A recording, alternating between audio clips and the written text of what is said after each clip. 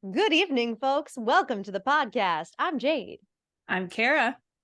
and this is Perfectly Marvelous, a podcast dedicated to the hit Hulu show Only Murders in the Building. On today's episode, we are reviewing season 3, episode 3. Woohoo! And yes, usually we have a third co-host with us, but alas, Erica is on a family vacation and she cannot be Aw. here today. So for today, we're going to have to go full Jera, and the Erica will be silent. I That's our ship name. like it. So before we Man. begin, for those of you watching on YouTube, please like the video if you're liking it and subscribe to the channel. We'd love to reach 1,000 subscribers by the season finale of Ooh. Only Murders, because the more subscribers we get, the more extra videos we plan to make, like murder mystery film reviews and longer Oh, videos yeah. for other TV show breakdowns. Yeah. So please subscribe if you are so inclined. And all the full videos of all of our podcasts are on our Patreon at patreon.com/perfectlymarvelous. Sign up to be one of our most marvelous members. In addition to all of our Only Murders in the Building episodes, you can also listen to every one of our Marvelous Mrs. Maisel podcasts ad-free and see more videos. Shout out to our most perfectly marvelous patrons in all of the land, our incredible ladies, Lisa, Gail, Kimberly, Melanie, our new patron, Melanie. Woohoo! Welcome, Melanie. Yay!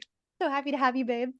Liz, Kathy, Melissa, and Jane. Oh my gosh, we love you all. You're so marvelous. Perfect and marvelous in every way. Thank you. And if you're just listening to the podcast, please download.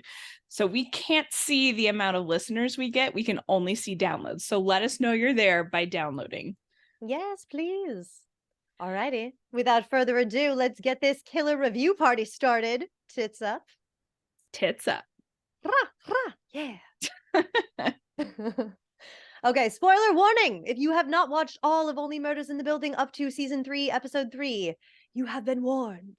Dun, dun, dun. Also, we have all chosen, well, the two of us, we've chosen who we think the murderer is after watching these 2 episodes, and we've written our answer in a sealed envelope, which we will share at the end of the podcast, and we will see if after podcasting, we stand by our choice. So let's get into the episode. We have this cold open. We have a voiceover with Kimber where she asks, where does inspiration come from? Oliver is writing music for Creatures of the Night with Jonathan and Howard. And meanwhile, Mabel and Charles are getting their murder board detective podcasting on. And then we go to the opening credits. So what did we think here? Love it. I will say this time I was able to notice the Easter egg in the opening credits. And What was rewatched... it? I didn't find one. Darn it. So in What this was one, it? there's a lighthouse when it pans up to the roof and you see kind of the background, there's a lighthouse with its light on for a second. So for Death Rattle Dazzle. And then I did notice I rewatched 1 and 2 to see, how I felt after watching episode 3. And I finally noticed the one in episode 2 in the opening credits. There's water towers above the roof and there's little blue flames like the kitchen torch that Greg pulls out with Charles and Mabel. Yeah. And I was just like, oh, okay. Wait, when is that? Feel better. It's in episode 2's opening credits because I didn't see an Easter egg last time and it was bothering me. I didn't catch it. And when I watched it again after already knowing, after watching it the first time with the blowtorch thing, I finally noticed and I felt much better. I am useless at catching any of these things. Darn it all. It's hard. Seriously, I don't know how I can watch so closely and still miss stuff. It's Listeners, just, let us know if what you're catching is. this. I want to know if it's just me. But I liked this. I like this cold open with anytime we see Oliver and Howard, I'm really enjoying their dynamic. Is so entertaining. I loved how when Howard, was getting all excited and said, bam, you see Oliver like jump and react to it.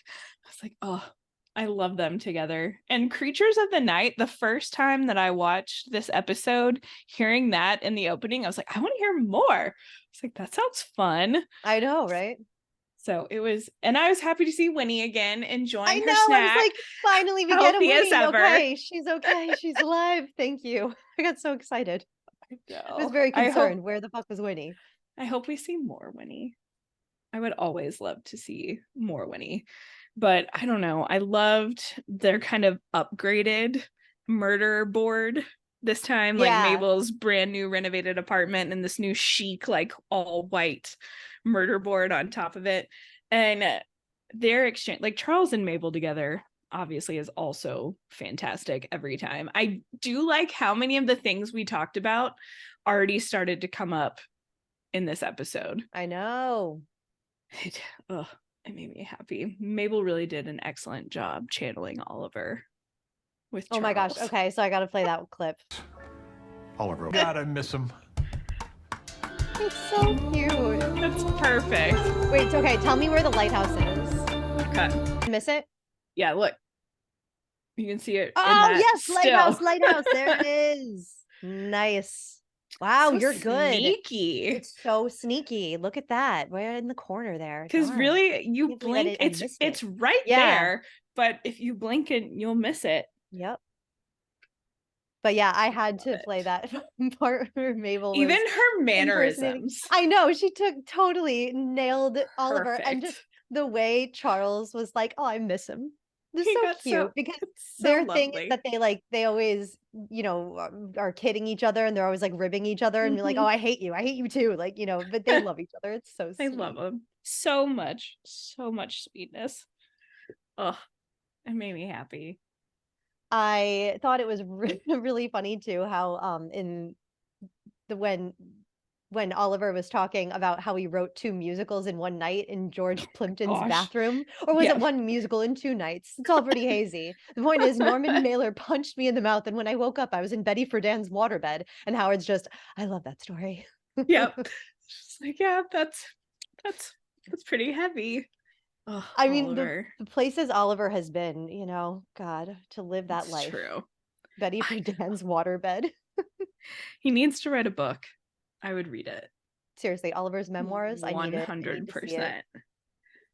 Okay, so now let's talk about, we're going to talk about Oliver's play rehearsal scenes, and then we'll talk about the Mabel and Robert stuff because we keep cutting back and forth between these 2 storylines.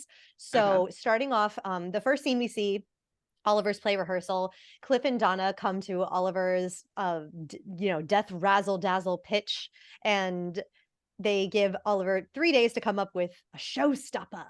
So what do you think of this? I cannot stand the Cliff Donna kissing stuff anymore. When they did it again, when she said, what'd she say, kiss for mommy? I was like, okay, I'm over it. No more. This is fine. No. I get it. But I don't know. Their dynamic is just odd to me. And she really seems to hate her son. It's so she's like, what did we say about your taste now? Yeah, like, I know. It's bad. It's like, damn, Donna. I know, damn, Donna. But I don't get it. But she really wants to like help him produce, you know? That's the thing. But I was like, does she?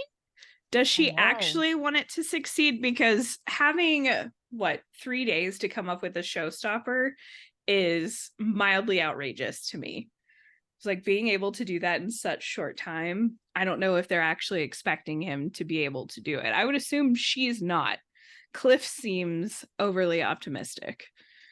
But yeah, Cliff is super into the musical aspect. He loves himself a musical. Surprising no one. This does not shock me at all. Oh, so funny. He's just like all on board. I know. He would have loved Splash. I'm assuming. Yeah, he's into the crabmen aspect, the breeding crabmen. Oh my god. But something that Donna said that was the first thing that came into my mind when Oliver was like, it's a musical. I'm like, that's gonna be more expensive. And Donna was like, more expensive. I don't like it. Mommy doesn't want it. Yeah. It's like, so now she has incentive to make sure nothing goes forward. Right. Well, I wonder if they're having money problems. That was something else that popped into my head. I don't know. The show, it makes me overthink so much. They're trying to schmooze them though, because Howard is bringing out the champagne. Just the way. Oh my gosh. The way Michael Cyril Creighton, sadly we're out of champagne. Yeah. And the way the plastic glasses like bounced on the ground. It's just everywhere. So sad. that whole timing, the timing of all of that, but we do have champagne. And then Howard, poor Howard. It's just like, Poor oh, Howard. buddy. Oh, I just love them together. But my favorite part of this scene was the Donna moment where she has this amazing speech. And I get one quote per podcast, okay? And this will be my moment to quote an amazing speech. You need a showstopper. That's how musicals make money. A song so irresistible, it's like a syringe that shoots from Broadway straight into the neck of Debbie from Duluth, who becomes an addict from the first second she hears it during girls' night out at the calorie pit. An addict will do anything, anything to get their fix. Even take a middle seat on a red eye to New York City, where for the low, low price of everything she's got, Debbie can have the privilege of sitting in the finest rear balcony seat in all the land to finally, finally see that show with that song that she can't stop belting all over fucking Duluth. So do you have anything that good? Do you have a showstopper? It's so perfect. so good. Linda Emond, I love you. And then The delivery. they give him 3 days because I leave for the Hamptons, and unless they have cell service at the bottom of a bottle of Chardonnay, I will not be reachable. Oh, of course she loves Chardonnay. Not that there's anything wrong with Chardonnay, but nothing at all. of course she loves Chardonnay. Also, it made me think, of course, of all of my favorite showstoppers. And I wanted to know what your favorite showstoppers are. What did you think of? Oh my gosh, I didn't. Well, what? Tell me yours. It'll because I don't even Okay. have. I have. I guess so many. The first, I thought of 3 that were the most impactful to me, and it just so happens that it was, from 3 of the shows that I've actually seen live and in person, whether in New York or Houston. First, Defying Gravity from Wicked. Oh, that was going to be my the first thing I was going to say. All of Wicked. I sobbed when I saw that live. Like I couldn't. I'm getting chills Wicked thinking probably about it more again. than any other. Or no, I've seen Matilda probably more than any other musical. I was obsessed with Matilda when it was on Broadway, and I knew one of the producers, so I was always getting free tickets. But yeah, That's Wicked fun. is a big one. That Defying Gravity. And then You Can't Stop the Beat, I feel like, is another catchy classic that sticks in people's heads. And then my favorite, I think this is also probably because it's one of the shows we did in high school, is How to Succeed in Business Without Really Trying. Good show. Brotherhood of Men. Yes. Or Brotherhood of Man is, every time I see a performance of that song, it just makes me so happy. And it's one that I go back to listen to over and over again. So I almost paused this episode to listen to my musical playlist on Spotify for a little while. Amazing. I remember in high school being obsessed with the Rent soundtrack. I really nice. Not even like I love the show, but just the soundtrack. I really got into it in high catchy. school. So catchy. La Vie Boheme is so much fun. It's a bop and a half. Yeah, that Wicked is incredible. Matilda, I just really, really loved that musical. I loved every single song. I don't even know if I could pick one. That was so fun. I really love When I Grow Up. Yeah. Listeners, tell us what your favorite showstopper songs are. What are your favorite shows? Oh yeah. I want to know. I'd love to know. Yeah. I know there's crossover of musical theater fans and Only Murders in the Building fans. Absolutely. Yeah. Tell us. Okay, so let's go to the next scene. Mabel and Charles are sleuthing it out, and they plan to find who doesn't have their handkerchief. Charles, then he's going to go to rehearsal, and Mabel goes to Ben's apartment. Done. Can I just say, I love that Charles mentions maybe it was a poison that dissipates within 5 minutes, and Mabel I thought of you immediately throws out there, like, what did she say, succinylcholine chloride or that's something. That's got to be one of the ones Kara listed last time. I was just like, yes, that is a classic. And the fact that Mabel knows that just makes me even more certain that she's my spirit animal. Yep. It made me very happy. But that whole exchange between them was so fun to watch. Oh yeah.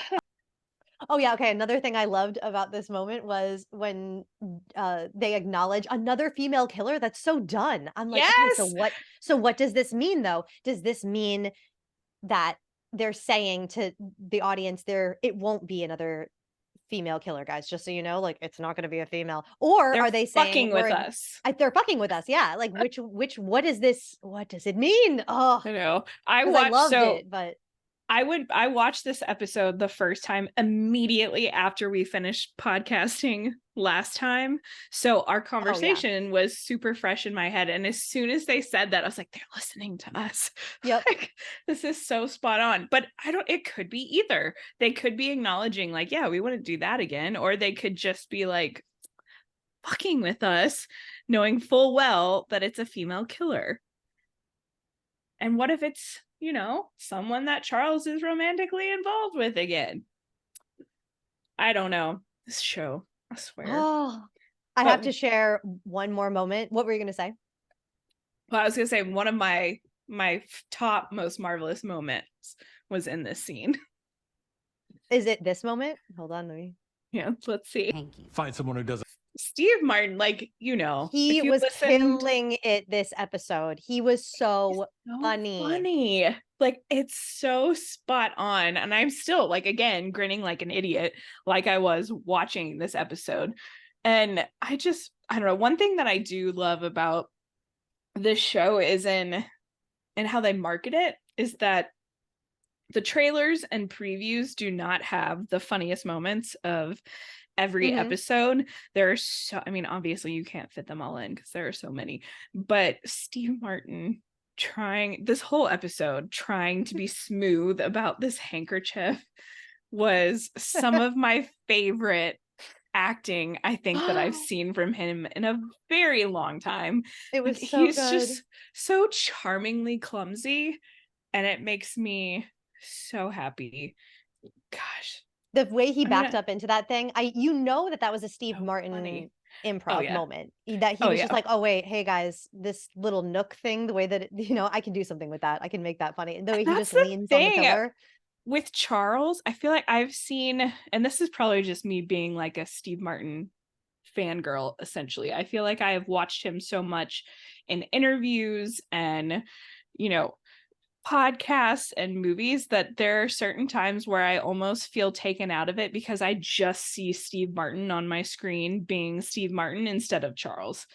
And really, and as he was doing that, backing out and having those moments, I was like, that's Steve Martin. Like, all I'm seeing right now is Steve Martin. You're right. I guess because I did acknowledge in that moment when I watched it, I'm like, that's an improv by Steve Martin. It never bothers me though, like that I know these things when I'm watching it, but yeah, you're right. Not at all. Like, it is one thing that I say it takes me out of it, but it does not take away my enjoyment of the episode at all. It just makes me happy to see Steve Martin doing what he does so well.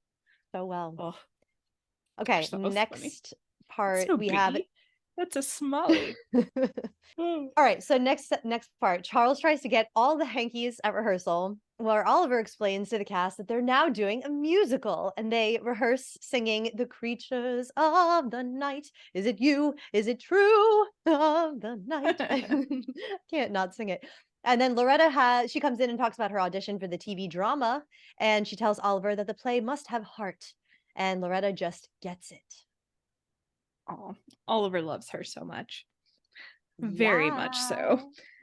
But I definitely, as soon as she started talking about that part she was up for, I immediately, first thing popped into my head is that she had possibly been working with Dickie all along to kind of sabotage Ben.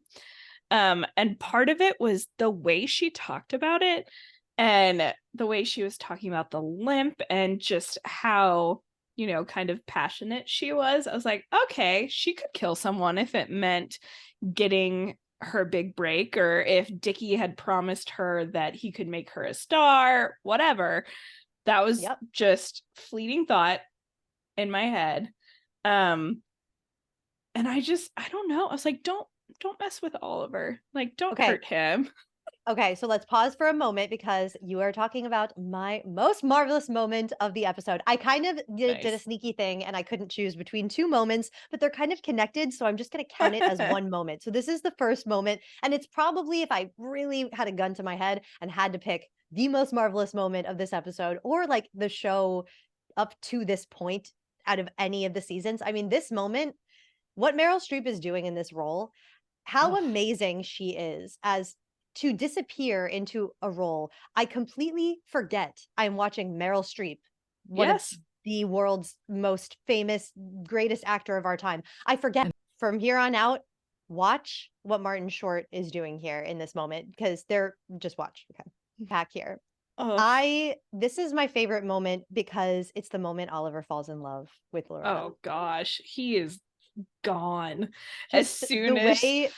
the way he looks at her and Oh, the way he it's like someone finally not only gets his show and his artistic because Oliver is his artistic mhm. creativity. That's it, it's one and the same. It's synonymous, it's his personality. So when he sees that she sees him, and I love how the thing he takes from it is like we can be as obnoxious as we want. It's I like know. that's not actually entirely what she was saying, but Yeah, it's like okay, that's not what sure she said.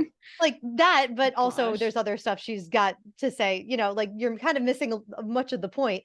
Oh yeah. But he just feels so accepted by her, and it's like And for the seen. first, yes, just for the first time in his, adult life, probably recently since his divorce, he feels like he's appreciated by a woman, another woman, just gets him, and it Mm-hmm. makes him so happy. And their For chemistry, Oliver. I cannot even it's my heart is just like bursting overjoyed whenever I see the two of I them together. know. It's so Watching wonderful. Martin Short and Meryl Streep act with each other. Like I was already, nerding out and trying to soak everything in when it was just Martin Short and Steve Martin together.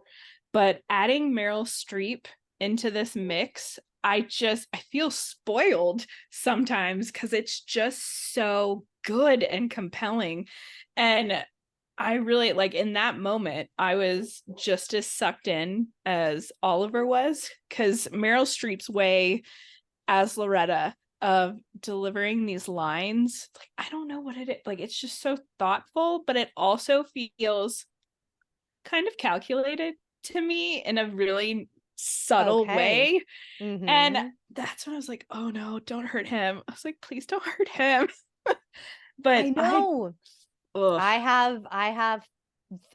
have thoughts. I'm yeah. worried that yeah, I'm gonna have to save it for my when I reveal who I think the Mm-hmm. murderer is and my like predictions for what's coming up. But yeah, I have a little bit of fear for this relationship with Oliver because I gotta say, it's Meryl Streep. I can't expect that she will be around for another season, right? So just put a pin in Right. that, and we'll just think of reasons in the back of our minds as we're podcasting why maybe we can believably write Loretta out of the show because I highly doubt that Meryl Streep is going to show up for season 4, and there's gonna be a season No, 4. I mean, come on. there better So be. it's like it's where getting huge celebrities to do guest spots on shows like this. It's where it Mm-hmm. you do run into a little bit of like because we all know that she's only going to be here for one season, so we Yeah. do kind of know that. But yeah, I love that Loretta picks up on what Oliver is throwing down with his heart thing, even though I don't think he meant to really say it. I think my Oh, prediction is that Oliver. she will be the first one to find out about Oliver's condition, and it will probably be around like episode 6-ish. I could see it. Ugh, Oliver. When he said cardiologist, I was just like, you be careful, bro. Like, Oh, I remember. know. And there was that like foreshadowing, that the doctor said that I couldn't help but remember in this Mm-hmm. episode when he said next time you might not be so lucky. I'm like, that wasn't said for no reason, and I don't Yeah, like this. I I don't don't like it either. leave my Oliver alone, It makes please. me nervous, Oh especially with Lord. how many like heart and heartbeat references have happened. I'm just like, oh shit, Yeah, man. let's All not. right, And he any gets so worked up. I know he gets so worked up this episode. Oh, he's not even trying to relax. Okay, we'll get there.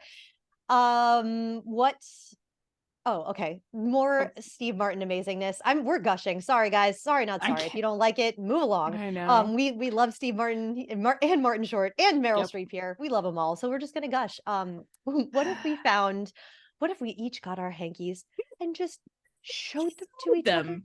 I was like, what? Or me, show them to me. Because he wants to make a quilt or a quilt. Or a template. quilt. Yeah, that killed me. I was just like, smooth, Charles. Like, this is not what Mabel was talking about at all.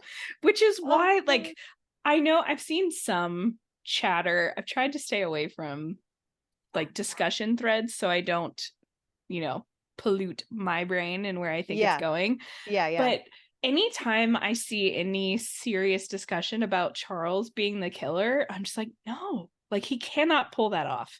He is not capable.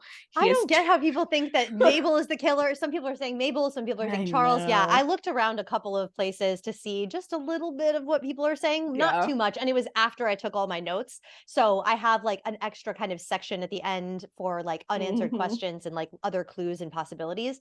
But most of them are just, I want to say, hey guys, have you heard this theory? And I think it's bullshit. And what do you think? It's like not Charles. Like he's or Mabel. No. I don't think if any like, of them, guys, I know we're trying to think outside the box here, but no. Like, I don't and think they do kind of what they did last time. Like first season, they made us, they threw out suspicions for Charles, they threw out suspicions for Mabel, and in this episode, I was just like, oh, honey, he can't pull this off. Like, even if he tried, it couldn't be Charles. And when he's trying to smoothly introduce the idea of all of them showing up with their hankies, I was like, nope. This is precious, but no. He wants to make a quilt. Oh, God, it's like the best he could do in that moment. Seriously. Oh my gosh. And then I really loved the moment where Oliver talks about his mommy. She kept teaching me from the beyond. Yes. My mommy girl. Mama was a smoker. It's so just sweet. Another reason that I am Oliver, because of how he refers to his mommy girl. Yeah. It's like I never call my mom. It's always mama. So I'm like, yeah, Oliver and and I know what you're thinking. I'm too old to have a parent who said, well, I'm not.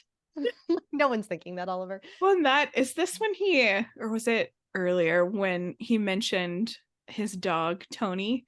And of course he had a dog named Tony and it was intentional so people would get confused. I was like, he so would. It's so wonderful. He so would. It was just like, okay.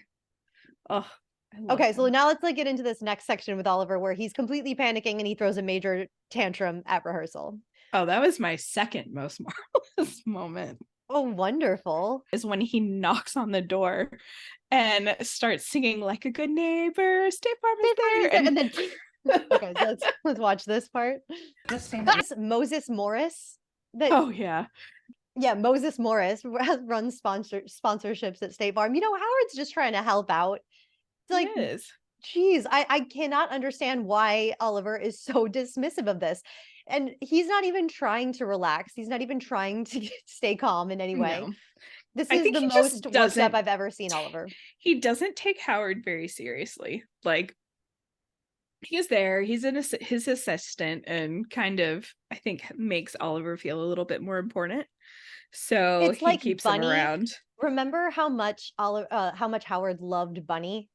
Aww. And was like really always wanting to like help her, and he was there to like take the minutes when she was running like the building manager meetings and everything. I just think that this is the perfect storyline for Howard. I'm so happy we have it. I'm just so glad that the writers thought to do this with Howard because it's absolutely perfect. It makes so much sense. And yeah, I just love that like Howard sees genius in these people, and even though they treat him like total garbage, Howard is the legs that they stand on. Justice for Howard. And I love how, like, I don't know, his dynamic with Bunny was really fun to watch. And he was at least kind to Bunny.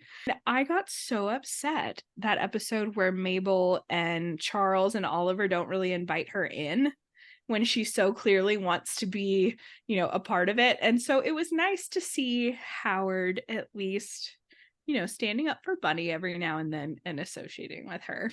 And I love it But because he sees like a kindred spirit in her, because they're both kind of loners, like alone in yes. their apartment with their little animals. You know, they get Yeah. each other. Aw. I know. Evelyn. Okay, so next we have Loretta and Oliver. They're working on songs at the piano, and Dickie tells Loretta that she got the job on the show, and Oliver is a little Uh-oh. pissed. Oh goodness. So okay, Smidge. I'll play this part because this is the second part of my most marvelous moment. Had to do it. I couldn't. It's like so hard to choose between these two parts. With Meryl, the work Meryl is doing on this show is fucking incredible. She's Fair. just always incredible, but this is so good. I Oh, wait, what? hold Raise on. New Orleans. Oh Oh, my gosh. honey. And then yeah, so Ugh. then Oliver proceeds to be the worst ever. Yeah, that was It's not pretty. I was very like, no, Oliver, please don't be this guy. Like, I I don't want know. to see it. But I mean, we can all relate. You know, we've all had our moments where we've Yeah, said things we don't mean. And he totally, I love Martin Short, the way he just goes, fuck, after he I know. is a total asshole, you know? Because he was definitely hurt. Like there was so much going into that. His personal feelings for her, his feelings about his show, and how he now feels like, she gets it and he needs her to be a part of it. He sees her as the success of his show. Yeah. And oh, poor guy. He did not handle it great. No, and he's trying to be happy for her when because she's obviously so overjoyed and excited when she's like, Yeah.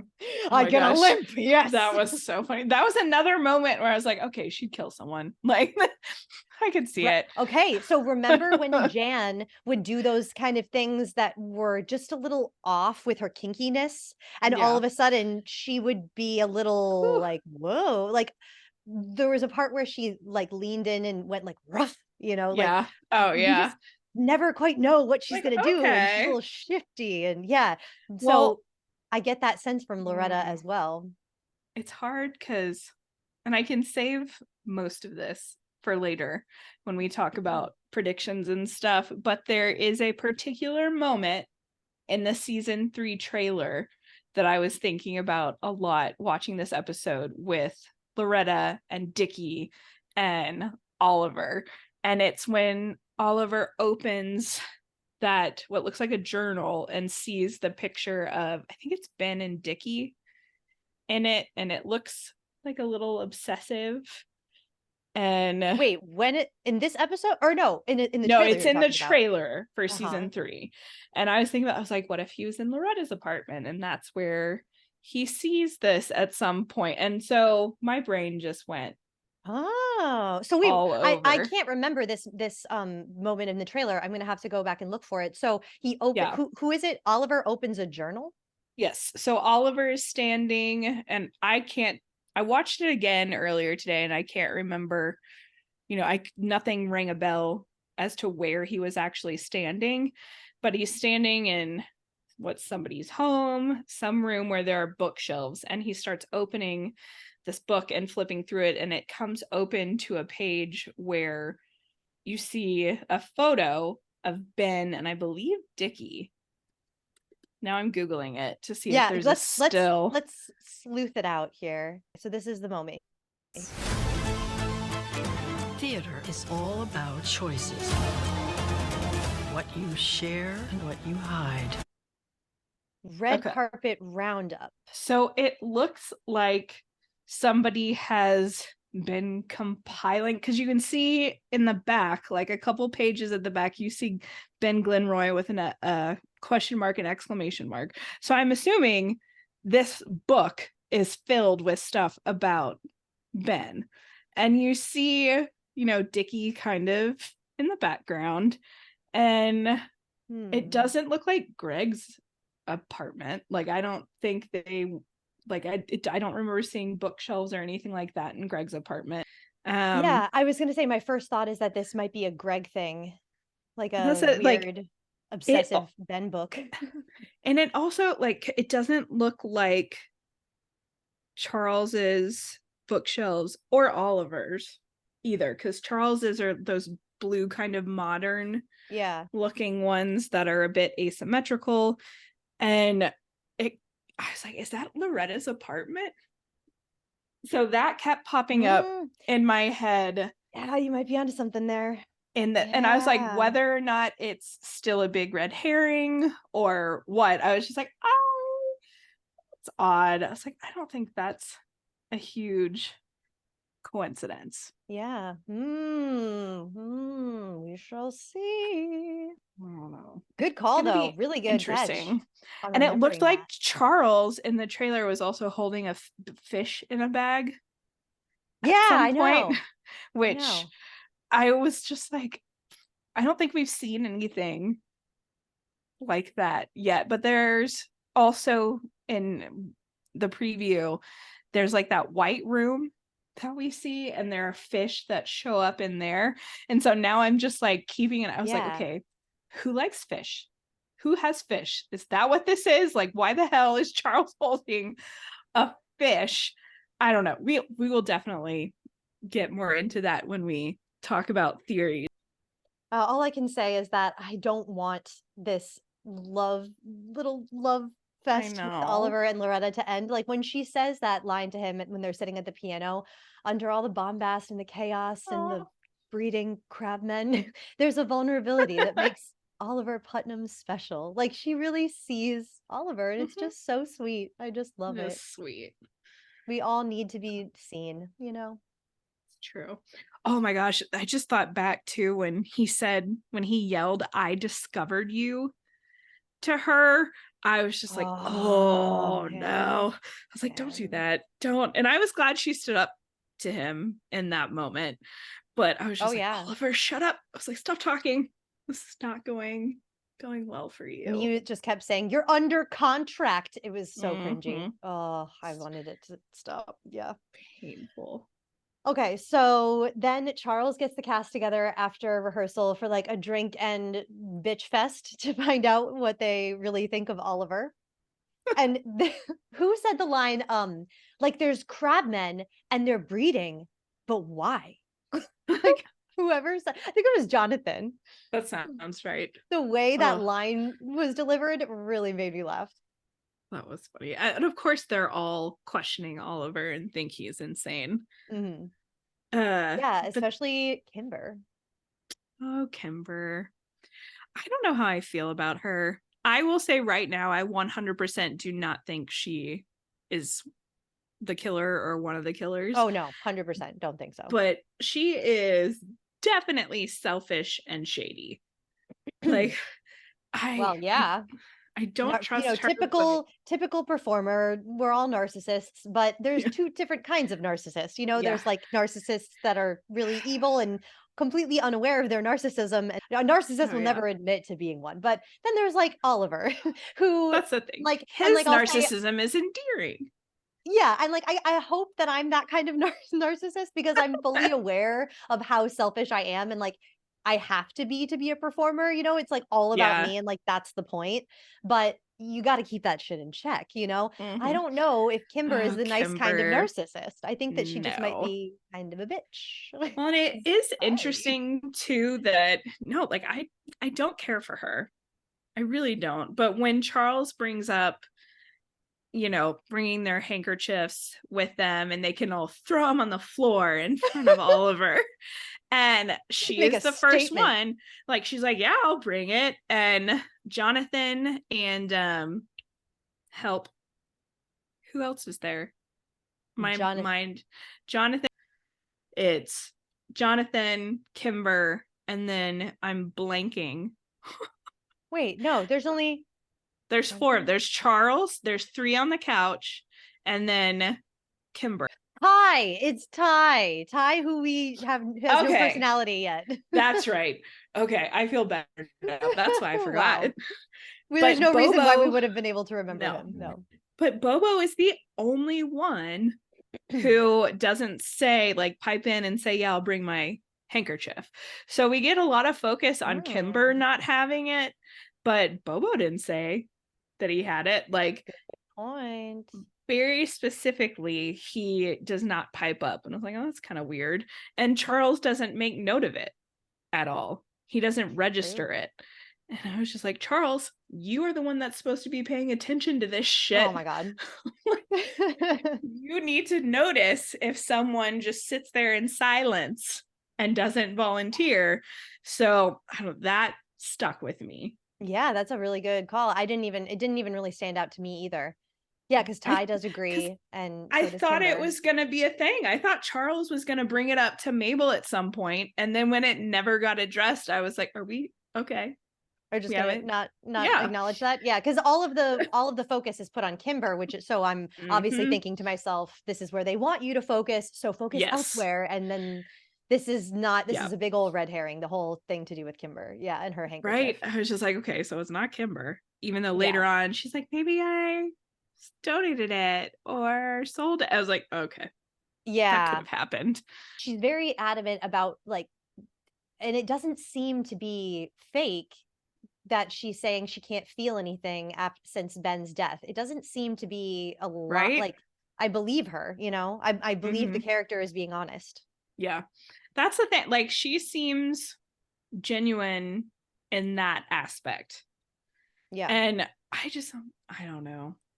Like we talked about, she's definitely selfish, but I don't think she's a killer. Plus, if she's kind of fame hungry, because they keep referencing her like TikTok and kind of influencer status. I was like, you would think she would want this to go through with Ben? I don't see why she would have gotten rid of him. And I don't think they were sleeping yet. I don't know. I know they've kind of thrown that out there, but that doesn't seem. Yeah, I have an idea. I don't think they were sleeping together. Correct. So, okay, next we have Charles telling Oliver that the cast does not want to do the musical. And then Loretta shows up at rehearsal and agrees to help Oliver by singing the nanny's lullaby. And Clip and Donna come to see the Showstopper show. Oh, good. Oliver freaking out. What if I take a spoon and stab myself in the eye and just stab and stab until I'm too dead to be humiliated? It's like, Oliver, you gotta calm down. Oliver has never been this high strung before. I feel that they are really, really being heavy handed with Oliver's losing his shit. He's getting really stressed out. Make us feel like any moment he'll have a heart attack. Yeah, truly. And every time it happens, I'm like, ugh. And we can see throughout the episode, he's not watching what he eats. He's got the spoonful of cream cheese at the beginning. All this coffee with Howard and Jonathan, and all the there's a huge carafe of coffee sitting on his piano with just a straw out of it. So he's just drinking it straight out of the carafe. And that's Chinese food everywhere. So he's not taking care of himself, and it's making me it's making me worried. MSG, while delicious, is probably not the best thing to inhale when you're having heart issues. I want Chinese food. One line that stood out to me that I gotta mention is, they don't get it. I don't get it either, but I come from television and I was trained not to question the script. I enjoyed that. That was very cheeky. It was great. Okay, so now I gotta share this moment, which is Erica's most marvelous moment of the episode. Chills, man. I love this song so much. It was so well done. I listened to, how many times have you listened to it since you saw the episode? I cannot stop playing. I don't know. During this part, I would just go back and restart it over and over again. Yep. It was so calming. Yeah. And just beautiful. And that's a showstopper. Yeah, right? There are no words to express how beautiful Meryl Streep is. And I don't feel like I said it enough on the first episode. Her beauty is just so from within. She truly is a lighthouse shining. It's true. Like a beacon of just light, there's something so special about Meryl Streep that's it's impossible to name, and I don't want to name it. I like it to be she has this mysterious quality. Yeah, it's brilliant. It is what it is. And if you didn't think you were going to hear cheesiness and gushing from us, then wrongo. Go elsewhere, because we love this show, and God, these actors are what make it. It's not about the mystery. And I have my I think that the writing this season, I'll talk about it a little later, is the weakest out of the 3 seasons. I do not care. It's so not. I'm like, I'm over it. As soon as I start to worry and fret about how, oh, I don't really like the writing. I don't know if I like the mystery. Like, I'm like, nah, and I'm over it because I fucking love these actors. Doesn't matter. Enjoy. It's still Just enjoy. so enjoyable. Oh my God. That's what this show's about. It's the people, the characters. And that's kind of what like every mystery is about. And people say Agatha Christie doesn't do character building very well. I think she has her moments where she doesn't, but like anytime I read a mystery, it's the journey. It's by the time you get to the part where they're about to reveal who done it, how they done it, that's never the best part. It always is a letdown, you know? Yeah. It's the more fun is piecing it all together and getting invested in the characters along the way, you know? It's true. Okay. So let's move on to this next scene with Clifford and Donna. Clifford really believes in the show and he's going to produce it. Do you remember what my doctor told me on my 8th birthday? That it was time to stop breastfeeding. And do you remember what you said? That you should never give up on something you love. I can't. Just love Donna. I love Donna. I just want to do Donna's voice all the time. Oh, it's so disturbing. But it's kind of, it's hilarious, but it's disturbing. But it fits. How they walked out of there, how Donna walked out of there thinking, oh, this is not it. I was just like, you're crazy. I know. You are intentionally turning it down. Like you did not want him to be able to come up with a showstopper. Well, and yeah, it's like, I don't know. Is this a clue? Is there something suspicious about Donna? I have a hard time believing that Clifford in any way is behind any kind of nefarious doings. I just don't no I don't think shade he's to Clifford, smart but, enough. Yeah, I don't think so. So maybe Donna's doing something. I don't know, because she was very, very quick to dismiss it. Yeah. Be like, sorry, but no. That's what I don't know about. But I do know that Loretta is staying. I wasn't surprised and I didn't care. I love this moment. You discovered me and I decided I like being found. My heart is melting. And I just feel like Oliver, you know, he made a mistake and he knows it. And I really get there's a lot of actors who could have played Oliver and not made me feel like Oliver really is sorry. And I have no problem believing that Oliver is very, very sorry. Just in the way he said like fuck after he, you know, totally fucked up. He knew. Just sucks that they can't really be together forever because I don't know. Meryl Streep's not coming back for the next season, so there's always that twinge of sadness behind this for me, but we'll cross that bridge when we come to it. Okay, so now let's talk about this moment where Kimber jumps up on stage to sing with Loretta. So let me play a little bit more of this because I just want to hear more of it. Charles, just gonna say, by the way, I just kind of had to point it out, like something about Martin Short is so sexy. Like, the way he just kissed Meryl Streep, he's just a very sexy man. I don't know. He doesn't get enough credit in that area. That is funny because never once has it ever popped into my head that Martin Short is sexy. Yeah, me neither. Until I see him here with Meryl. It's funny. In that moment, I was just like, good for him. But I felt nothing in terms of Martin Short's sexiness. That's so funny. I know, and like the lesbian over here is like, Martin Short is sexy. Damn it, he is hot. Well, look at how he did. Look at this. Watch this. Look at him macking on her. Like he's just doing it. All right. Anyway, this part. Oh, stop it, Meryl. When a spark finally catches. Oh my God, I can't take Every time. it. It's just I can't take it. It's so.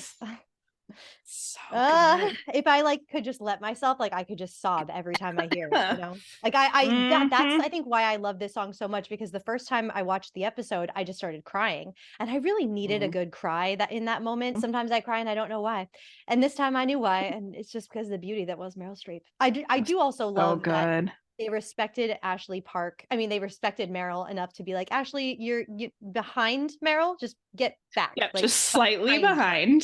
Don't you dare stand by her side. Don't you dare upstage that bitch. No, you go behind. If she had stood right next to her or something, that would have been an entirely different scene and statement. Right. It's just like, okay, so she still knows her place. She knows her, or she's aware that she must appear to know her place. That's true. Perhaps. we'll get more into that when we talk about predictions, but to finish up the episode, oh, okay. So yeah, then let's talk about this part where Kimber is like suddenly excited about the musical with Charles, and she says she doesn't have her hanky. She must have given it away or donated it to a good cause. And I'm like, why are you such a bad liar? Well, and when I watched it, my impression was that, she's lying, but I don't think she's lying for the reason that we think she's lying. So I almost assumed that she knew as an actor for that character that she knew she was lying and that it just didn't come off the way that it was supposed to. So I guess that's basically the same. She just didn't. And it's like weird. I don't think it. I don't think Ashley Park is a bad actor or anything. I think she's a beautiful performer, and her singing and dancing, she is incredible. Like, she needs to do musicals. I just think that her dramatic acting skills are not, like at the caliber of the rest of the actors in this show. In Emily in Paris, it kind of blended in with the rest of the what was going on. No one was really doing anything outstanding on that show, acting wise. But on this show, it kind of it shows a little bit more that she's not. There are some heavy hitters on this show. It's hard to act up against Meryl and Martin Short and Steve Martin. Yeah, that's for sure. But I think that she's lying and not supposed to be nefarious or anything. I think. No, I don't think there's anything behind it. It did make me, that's the thing. It did make me wonder. I was like, what the hell did she do with that hanky then? Because she definitely, she obviously doesn't have it anymore. There'd be no reason for her to make that up. Yeah, no. But I have a prediction on that. Yeah, there was only one thing that I thought, okay, we will get there. Yeah. I wonder if we have the same train of thought. We'll see. Okay, so then Mabel meets, so that's all we have as far as what happens on the rehearsal Oliver's play plotline. So now let's get into this Mabel and Robert storyline. I don't have a whole lot of notes on this because I knew someone else would be paying very close attention. So, okay, the first scene with Mabel and Robert in the elevator where they're both going to the penthouse as it happens. And then Dickie comes in and they have to hide in the armoire. And it turns out that Robert has footage of Ben in his dressing room. Because of course he has footage that would be pertinent. We all called that for sure. But them, as soon as they got on the elevator together, I immediately was like, okay, where's this gonna go? I'm so excited. And Mabel I've never seen Jesse Williams act before. I've never seen anything he's been in, and I have to say I am pleasantly surprised that he's good. He's a good actor. I really enjoyed when he was like grilling her about why she's going upstairs, and he's like, take your time. Yes. Oh, very smooth. He's so charming. And I think, and obviously I think the only time I've really seen him other than this is Grey's Anatomy. And his character, Jackson, on Grey's Anatomy is, he's obviously very charming, very genuine at the same time. And even knowing him from that show, I did not look in that elevator and see Jackson. I completely bought in to him being Robert with a T. But that whole exchange, how he clearly makes Mabel a little nervous and a little uncertain, like that was a terrible lie. When he said, I'm going up to the penthouse, at first I was like, oh, okay, so of course he's going up there. That makes sense. Mabel's kind of getting caught. And then turns out that he was also being sneaky and going up there when he wasn't supposed to. I was like, he's a good liar. And especially with the elephant story also. But I still don't think he's a bad guy. I just think my goodness. So he says to Mabel, like he does lie, and he says he saved the baby elephant, and then later it turns out he didn't. So put a pin in that one. Just making a note, he did lie. And it's a good thing that he came out and said, actually, this is the truth, because we all know how Mabel hates a liar. Do not lie to Mabel. You'll lose her very quickly that way. And he was lying.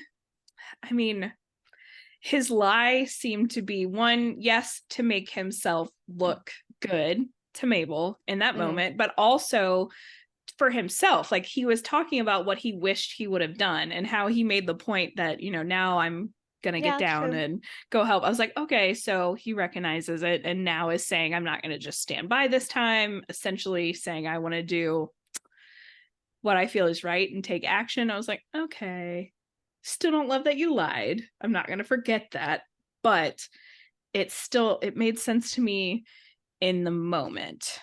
I don't know. And I think he's obviously also motivated because he's a documentarian. He was associated with Ben, clearly hoping he had some modicum of success from it. And now he has this story that's fallen in his lap where Ben's dead, and it's going to be essentially even juicier than the story he would have told.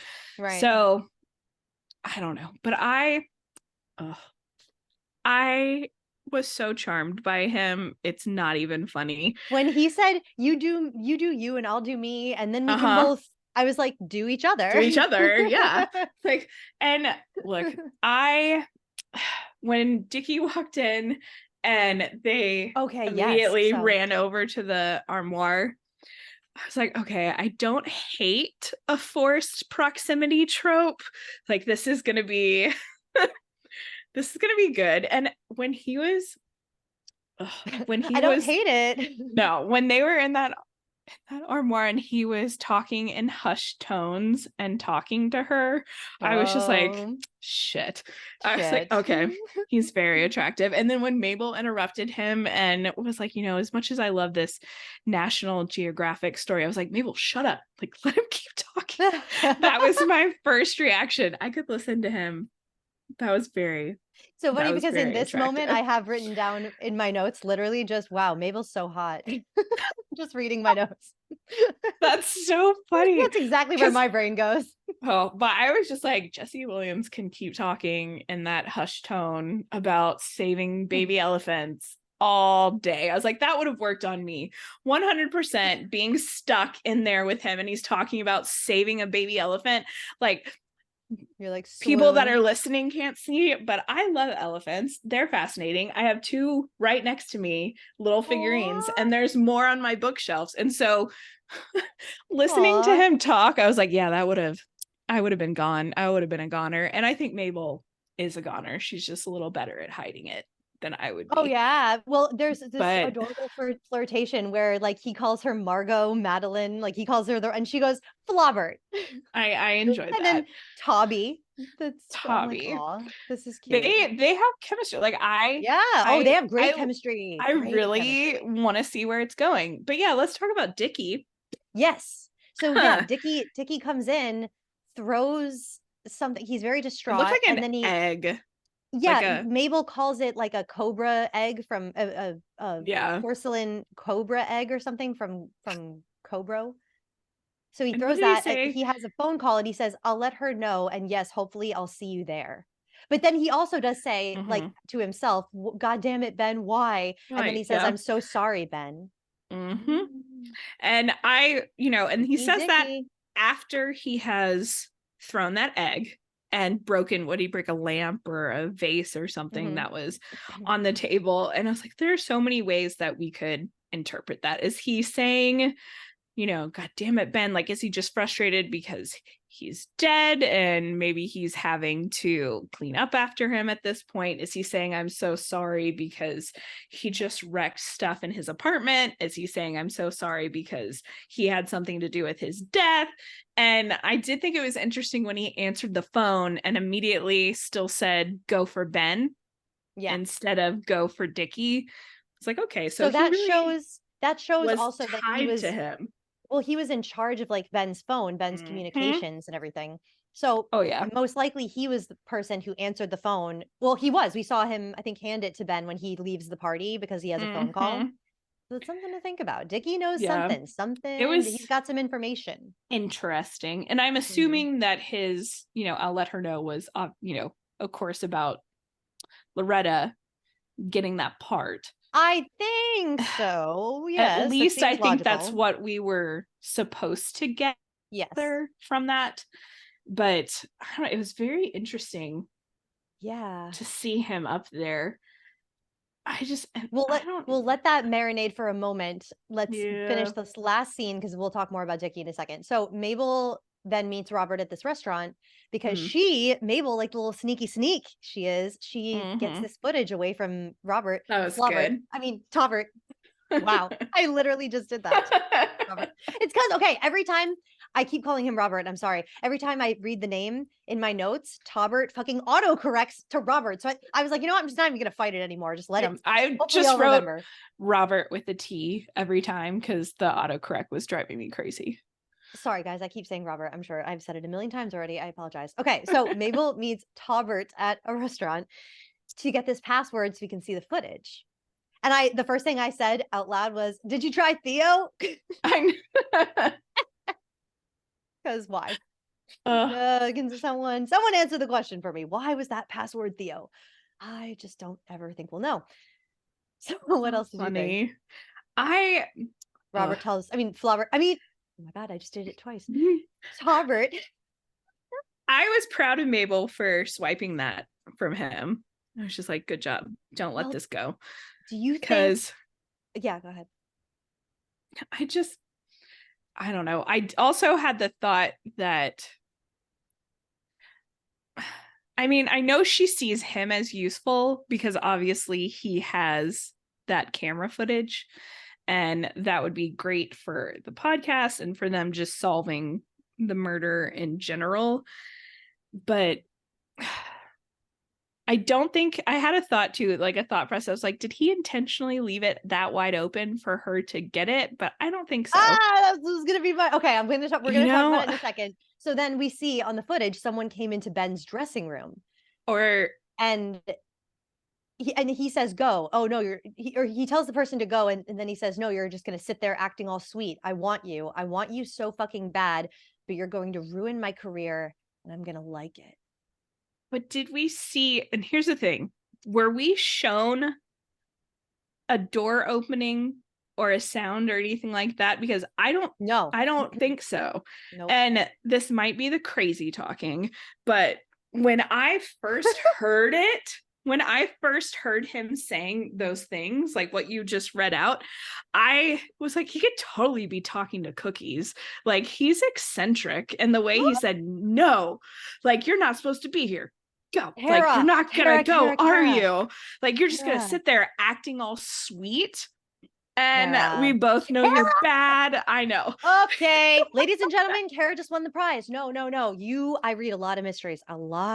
You nailed it. You just nailed it. Yep. Guys, that's a spoiler, I think, because that is actually what is going to happen. Like, that is a full-on yes. If it's not, I'm going to be really upset because it just seemed, because as soon as he started talking, I was like, I think he's talking to these fucking Cookies, because he said, and I want you so fucking bad, but you're going to ruin my career and I'm going to like it. I was like, he's about to inhale these fucking Cookies. Kara, I could kiss you if you weren't on the Zoom. You are so right. Good job, baby. Well done. Because I went back and rewatched it. I was like, I don't see a door opening. I don't hear a door opening. No, and he's looking down. He's looking down. He's looking on a table where the fucking Cookies are saying, oh my God, you're so right. That's good. Like, we know that somebody had to be in there at some point to either drop off those cookies, interact with him, something. But I just think either what we are seeing is him talking to Cookies and they're freaking out because, I don't know, maybe somebody walks in right at the end of his little spiel, or if they see something else in his spiel. I was like, okay, but I think he's totally talking to a plate of cookies in that moment. That's my friend, everyone. See, she's smart. I know her. He doesn't say anything else. Like, there's no other pronouns that hint at it being a person. I don't know. But that was my thought. Yeah, you don't have to justify it anymore to me. Sold. You sold me. You're right. No, like, Kara, you are right. You're correct. Gotta be. That was one of those things. I feel it in my gut. Yep. That he's talking to Cookies. Yep. You are right. Okay, so now let's get to the big moment everyone's been waiting for, where we can talk about all of the suspects. Let's talk about our main number one suspect, and the murderer is who do you think that murderer is? Rip the envelope. I'm opening. So, do you want me to go first? Yeah. Okay. I still think Dickie is involved in some way, but I don't think he necessarily is the one who left the plate of cookies in there or anything like that, or initially poisoned him. But I think he probably gave whoever it was the idea. I could see him working with Loretta or somebody else to get rid of his brother, but I don't think I have a better suspect to point to with what we've seen so far. So and last time you were saying that you thought that the Dickie cookies and were not the Howard. thing that, well, you were saying, yeah, you said Dickie and Oh, Howard yeah. last time, and you also said the cookies were not the thing that poisoned him, and that was going to be like the fake out, and it's really about these mangoes or this special juice that he's Well, drinking. that was mostly a joke. But like that was my crazy really? theory. Yes. No, because so no, I think you're onto something though, because you talked it. about if you have too much of a certain vitamin, you can Yes. bleed from the mouth or something. Yeah. Yes, and it can create ulcers. Right. So I mean, because they did throw those cookies in our faces in that table read.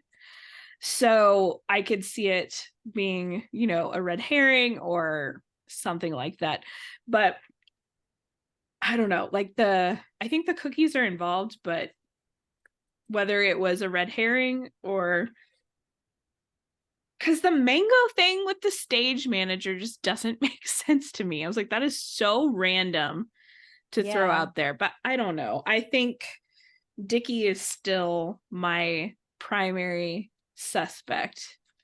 So Dickie is the one who physically pushed him to his death, is what you're thinking. I think Dickie orchestrated it. I don't think he physically pushed him. Right. I think he had more to do with, well, now maybe I'm thinking it's the other way around. Like somebody else may have poisoned him. Let me rip my envelope and tell you who I think, because okay. My head, like even as we're talking, I'm like, oh, maybe it's this. Yeah. So I'm gonna say I'm doubling down on Loretta. I like it. Really do think that they're gonna do the double bluff with us, and they're gonna give us every reason to believe it's not Loretta, and then at the very last minute it's gonna be her.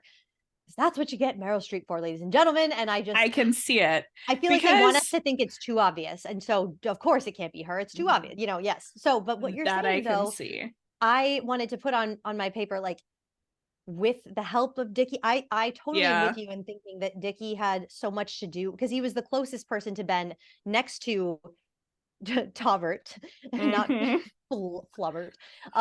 He is the closest person to Ben, so he had control of all of Ben's food, his phone, all of this stuff. So I think that unbeknownst to Dickie, he was helping Loretta to kill Ben. And Loretta, after I saw her like hug get the lymph, she's got about her. She could push a bitch. See, I also think in the play, in the musical, that the nanny is the killer. I think that's going to be the twist in the play. I hadn't even thought about that. But the way she talks, and that's the other thing. So we looked at the, journal, notebook, whatever, all of her finds. How creepy would it be, like, after she does that beautiful song as the nanny, like talking about, I will be there for you, I'll protect you, and then she's the one. Yes. What a grisly Because she would play. do anything to protect those kids. Like she would kill to protect those kids. And I was like, I'd watch that play. That'd be good. And then I thought, if that is Loretta's apartment where Martin Short Oliver finds that book with articles and photos of Ben, we could see it as possibly her, being obsessed and fangirling for Ben, but Dickie is also in that picture right behind Ben. So I could see that throwing us off, and her having this fixation with Dickie, and, clearly they got to know each other. Have you thought of, she may be related to Ben somehow? Because there is, in her apartment, I could see it. There's like a card on the, I looked at this shot of her like very cluttered apartment for clues. And the only thing that really stood out to me was this card that says, it was obviously written by a child, to Auntie Loretta, or Aunt Loretta. So I still Nice. think that that's there for no reason. It's easily readable. So Yeah. she has a nephew or nephews. So maybe she's related to Ben and Dickie. And I'm also wondering if That'd maybe be Dickie and interesting. Ben aren't really brother and Brothers. Yeah. Yeah. I could see that I don't know why somehow. it's possible. I do think we're Also, gonna see somebody related to that. Like, I think that will come out. Somebody that the we're not family. suspecting. Yes. The family thing stood out to me with Ben when he was opening up to Mabel about it, you know? Mhm. So that'll be Also, interesting. there's a thing with Dickie. I mean, there's a thing with Ben where he like immediately wants to get her fired. And that did stand out to me the first time. Mhm. And I forgot to mention it on our last podcast. Why would he do that if he knows how bad it feels to be fired at a table read? Why would he Yeah. automatically try to do it to someone So else? did you There's a not buy history. that it was his like power move? Like him, kind of like, this is more unintentionally deep, I guess. People with abandonment wounds or abandonment issues typically can do the abandoning first and strike Yes. first to protect themselves. So I kind of saw it, I bought into him saying, well, that's my power move. Like, it happened to me and nobody's going to do that shit to me again. So I'm going to be the one who makes those calls. The way that Loretta and Dickie seemed very familiar to each other together, like when she's talking about how Dickie is feeling bad, so I kind of let him be my agent. Like he's kind of down, and then Oliver goes like, "Oh, so you become good friends?" And she's like, "Yeah, he's sweet." Like she very kind of dismisses him, but he has these connections. So if they're not related, then possibly Loretta killed to get Dickie like as an agent. Maybe Dickie wanted to help her because agents get something out of their clients being successful. So maybe Ben wasn't being successful. Or I mean, I don't know. He clearly was. He was a star, but for whatever reason, maybe Dickie wanted to help Loretta in her career, and Ben like forbid it because of their thing. Yeah. Their trouble that they have together. Ben and Loretta have some kind of a past because it's gonna be interesting. They have like dirt on each other or something. Yeah. As we see him in the trailer making comments about Oliver's show being a death trap, and he's like, I almost died 3 times today. And we see, the sandbags or whatever from the rafters falling down near him while he's holding that fish. And I was just like, okay, well, does somebody have some sort of issue with Oliver? Do they want to see Oliver fail? Was Ben just kind of an unfortunate, consequence of somebody targeting Oliver? Going back to who was her when Charles is talking to Ben? I honestly, I think it's Loretta that he's talking about. Yeah, but Charles we have not seen Charles interact with Loretta hardly at all. Like he doesn't seem to really register her much. Charles loves Oliver and Oliver loves Loretta, so it's true. But does Charles? That's the thing. Like Charles seems to recognize that Oliver and Loretta are now a thing. It doesn't seem like he would that in the know about their feelings prior to Ben's death. Yeah, we don't know yet.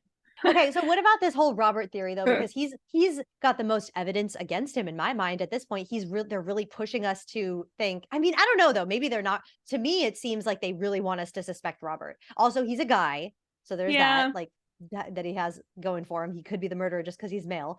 I just want to point out he is a liar, and when someone tells you who they are, believe them. He did lie, and if you could kill a baby elephant. I'm just saying, red flags are going off in my mind here. Like my stomach hurt when the reality he said to her that he didn't actually get down. Reality of sitting in a tree with a video camera. Can you guys all, listeners, everyone, can we just put our minds here for a second? You're watching a baby elephant die, and you have the means to possibly help it. No way. You're just gonna film. No way. That's I would not get down. Yeah, I couldn't. I don't think I can trust a person who did that.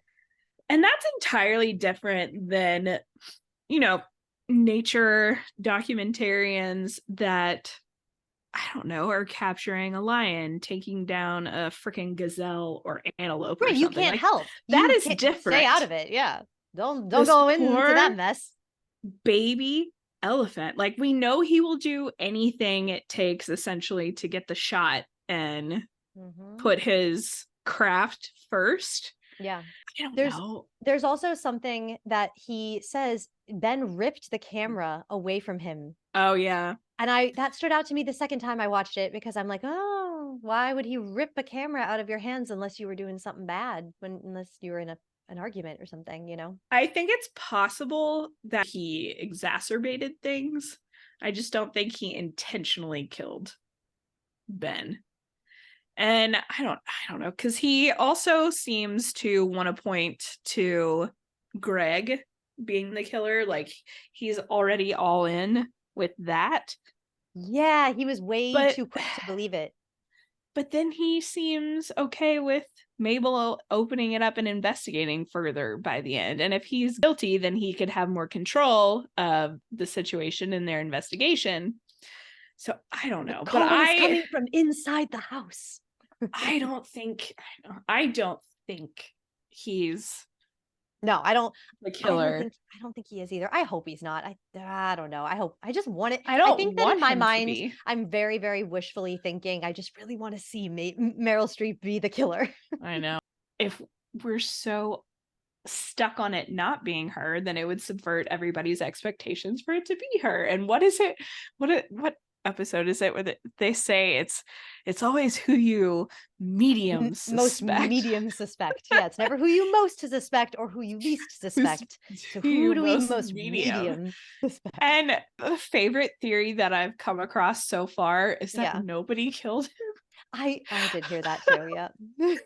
Which is I don't think that's true, but I do think that's hilarious. Like, the idea that he had some sort of reaction to, let's say it was mangoes. Like, he had some sort of physical reaction and he was out of it and woozy after he left the hospital, and he had his own handkerchief or something with him and fell down. Well, and it would also make sense. It would also make sense for Dickie to be like, Ben, I'm so sorry. Because if he was, for whatever reason, he knew that because he gave him the phone, here, Ben, you got to come take this phone call, whatever it is. He got Ben to be in a certain place at a certain time where he fell to his death accidentally. And if Dickie knew that, he would be racked with guilt. Like, right now, I think a lot of people are thinking that somebody absolutely pushed him. Yeah. But I could also see it as to believe it. Yeah. Nothing. But I could see that somebody tried to poison him, failed, and then he happened to fall or something stupid. But then I think that's too similar to how, what's her face? Oh gosh, what was her name? I did not like her. No, the Mabel's friend, the blonde girl. Alice. No, the one that they thought that Theo had his flirtation with, and they thought that tie-dye guy. Zoe. Yes, Zoe. Thank good Lord. That was not that long ago. I should remember her name. I should also remember tie-dye guy's name. I don't remember his name right now either. Thank you. God. Now that you say it, it's like it's right there. But yeah, I that would be very similar for them to die that way. So I don't know. Basically what I'm saying is I don't think we know much of anything at this point, and I still think he was talking to those cookies. That is the one thing I would bet money on. You are 100% correct there.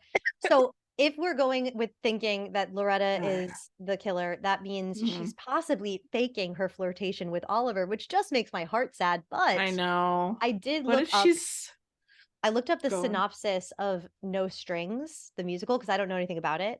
So it's fashion model Barbara Woodruff, living in Paris, meets and falls in love with expatriate American David Jordan, a Pulitzer Prize winning novelist who has suffered from an intense case of writer's block since his arrival in France. She attempts to restore his confidence in his creativity, but the easy life he's enjoying, flitting about Monte Carlo, is too much of a distraction. Concluding that he can work only if he returns home to Maine. He invites her to go with him, but realizing they have no future together, they part with no strings attached. So I wonder if Loretta is coming in to be a muse for Oliver. Yeah. Like helping him through his, not writer's block in this case, but his case of like, he's not able to actualize his creative visions and passions. And so now, because he's Yeah. got this like she's like his secret weapon, or like his His you know, confidence, yeah, basically. Yeah. yeah, like his muse. Mm.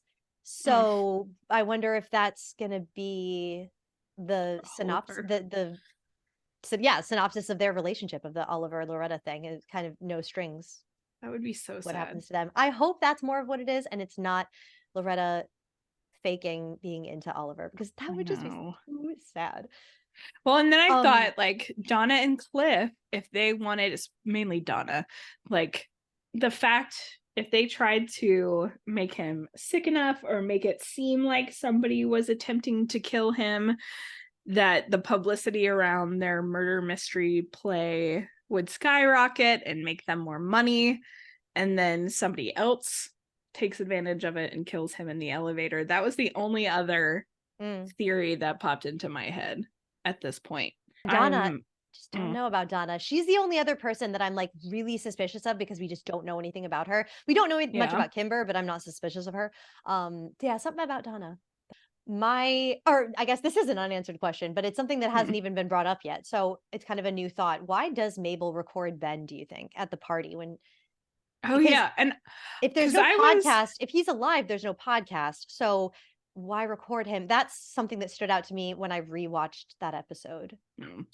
I mean, I thought a couple things. That one, it was so outrageous that he was alive and he was seemingly about to make some sort of scene. Right, and she's enamored with Ben, and yeah, so maybe that's it. That's what I assumed. The way she did it, though, when she hit record, it didn't look like she was just, oh, my hero is making a speech, I gotta record it. Yeah. She was like a little sly and like suspicious. I thought she was pulling an Oliver. She was like, oh, this could be good. Like, that's like the running joke, is Mabel's turning into she's turning into Oliver. Other clues. Why do you think Dickie threw that green dinosaur egg thing, and why was he sorry in that moment? There's something about that egg that, because Mabel picked it up and like named it, was like this porcelain or ceramic, whatever she called it, like dinosaur, cobra egg. She picked it up and like put it down, and then Dickie comes in and the same object. I'm like, they're pointing grabs out his attention. for a reason. And it's a clue. It's a clue. It is. I just don't know what they want us to get from it. Right. I could see it as him taking out his frustration on his brother in that moment and being angry with him because, one, he belittled him and that's why he tried to kill him, or two, his source of income is basically disappeared. It seemed more angry outbursts to me. Yeah. I was like, I don't know how I feel about him.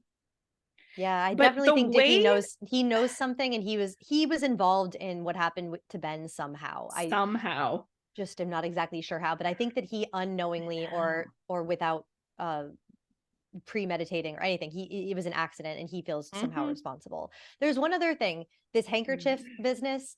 Kimber doesn't have her handkerchief anymore, and Ben was obviously holding on to one. I still wonder if, like Erica brought up, Howard's handkerchief maybe was not actually, because KT was like, oh, I didn't realize stage managers got handkerchiefs. Maybe it was Jonathan's, like how Erica was saying, and he's kind of, Jonathan doesn't seem like the handkerchief type, but Howard definitely totally does.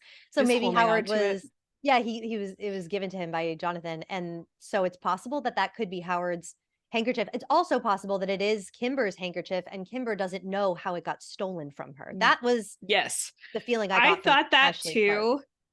And the way, I don't know, the TikTok like influencer thing and how much they've kind of repeated that was stuck in my head. And I was just like, did that bitch sell it? Like, he's dead. And I would assume the handkerchief that they had gotten from him that was associated with this Broadway play where he's been killed would fetch something. And I don't know why, like that. I was just like, I can see that. Like, just and she was obviously lying to him. And I don't think that was, I don't think that was nefarious in terms of murder, but I could see her selling it, or somebody took it and she just didn't want to admit it, or, she gave it to someone that she is ashamed that she gave it to, or there was some sort of exchange, but I don't know. Yep. That was odd. There's another kind of food related clue on this Chinese food menu thing. Has come up 3 or 4 times. It was mentioned that Oliver writes his lyrics on menus. They Yeah. mentioned it several times. I'm like, clue, maybe clue. Maybe. It's gonna come back. It just was pointed out. Or I think 3 it's like, times. or it's showcasing a giant heart attack that Oliver is going to have in the season finale or God. something. Oh, I would not enjoy that at all. another one is, what did Yeah.